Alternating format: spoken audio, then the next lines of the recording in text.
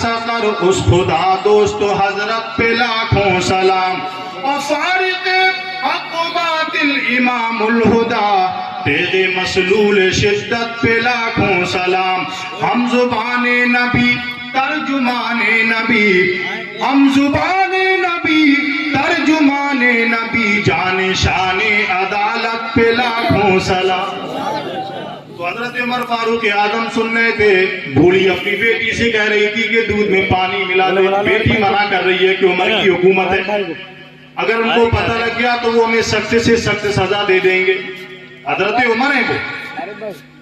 تو بوڑھی نے کہا کہ بیٹی میں بھی مانتی ہوں، لیکن اس وقت رات کا وقت ہے، میں کوئی دیکھ تو نہیں رہا، خلیفہ سو رہا ہوگا، خواب خرگوش کے مزے لے رہا ہوگا، سبھی سو رہے ہیں، رات کا وقت ہے۔ بیٹی نے کہا کہ نہیں پتہ لگ سکتا، اگر ان کو پتہ لگ گیا تو وہ ہمیں سزا دیں گے۔ بیٹی کی طرف سے انکار، ماں کی طرف سے اصرار۔ ماں نے کہا بیٹی دودھ میں پانی ملا دے، رات کا وقت ہے، ہمیں کوئی دیکھ نہیں رہا ہے، عمر سو رہا ہوگا، سبھی سو رہے ہیں، ہمیں کوئی دیکھ نہیں رہا ہے۔ اب بیٹی کا جواب سنیں۔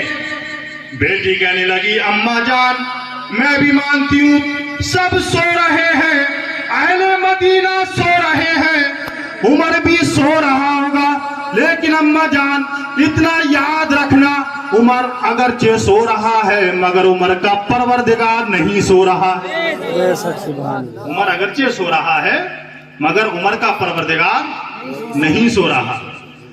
لا تاخذہ سنۃ ولا نوم، عمر کا پروردگار وہ ہے کہ جسے نہ نیند آتی ہے نہ اونگ آتی ہے۔ سبحان اللہ۔ حضرت عمر فاروق اعظم تو سنی رہے تھے، جب آپ نے یہ سب سنا تو آپ رونے لگے اور روتے ہوئے اپنی قیامگاہ پر پہنچے۔ رات پر نیند نہیں آئی، صبح کی سفیدی نمودار ہوئی، آپ نے اپنے چند وزیروں کو بھیجا کہ فلاں بستی میں جاؤ، ایک ماں رہتی ہے، اس کی بیٹی رہتی ہے، ان کو لا کر کے ہمارے دربار میں حاضر کرو۔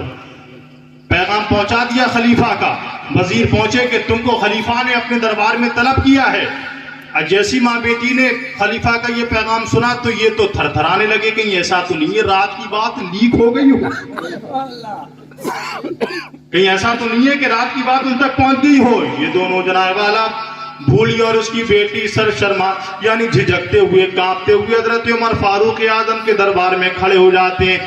حضرت عمر نے جیسی اس بیٹی کو دیکھا تو اس کی استقبال میں، اس کی محبت میں کھڑے ہو جاتے ہیں اور فرماتے ہیں اے اماں جان، یعنی اس بیٹی کی ماں سے حضرت عمر فرماتے ہیں مخاطب کرتے ہوئے، اے اماں جان میں تیری بیٹی کے ساتھ اپنے بیٹے کا نکاح کرنا چاہتا ہوں۔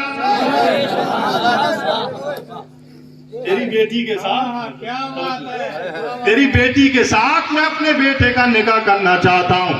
وہ بوڑھی کہنے لگی کہاں آپ، کہاں میں، ایک بوڑھی گمنام خاتون، اور کہاں آپ اسلام، آپ نبی کے خلیفہ، اللہ کے نبی صلی اللہ علیہ وسلم کے صحابی، آپ نے آخرکار کون سی خوبی دیکھی ہے، کون سا کمال دیکھا ہے، کون سی کلا دیکھی ہے کہ جس کے سبب آپ میری بیٹی کے ساتھ اپنے بیٹے کا نکاح کرنا چاہتے ہیں؟ حضرت عمر فرماتے ہیں اے ماں میں نے کچھ نہیں دیکھا ہے، اگر تیری بیٹی کے دل میں دیکھا ہے تو اللہ کا خوف دیکھا، سبحان اللہ، اور اگر یہی خوف میرے اور آپ کے دل میں آ جائے تو حکومت بھی ہماری ہوگی، ہندوستان بھی ہمارا ہوگا۔ وَأَنْتُمُ الْأَعْلَوْنَ إِن كُنتُم مُؤْمِنِينَ، تم ہی سربراہ رہو گے مگر شرط یہ ہے کہ سچے پکے مسلمان بن جاؤ۔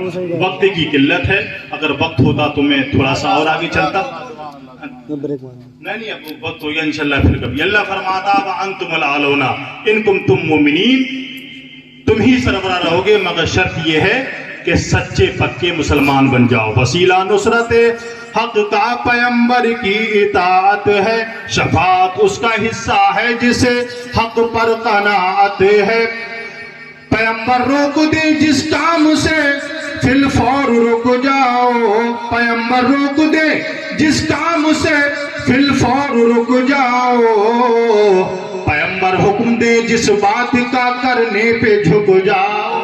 تو میں گزارش آپ حضرات سے یہی کروں گا، آپ حضرات اس جلسے سے عہد کر کے جب یہاں سے اٹھیں تو یہ عہد کریں رب کی بارگاہ میں، اے میرے پروردگار اب تک ہم نے گناہ بہت کر لیے، اب ہم تیری بارگاہ میں سچے دل سے توبہ کر رہے ہیں۔ اور اللہ کے نبی فرماتے ہیں التائب من الذنب کمن لا ذنب لہ، گناہوں سے کے جیسا کہ گناہ اس نے کیا ہی نہیں ہے. اور بلکہ حدیث قدسی ہے, حدیث قدسی آخری جملے دے رہا ہوں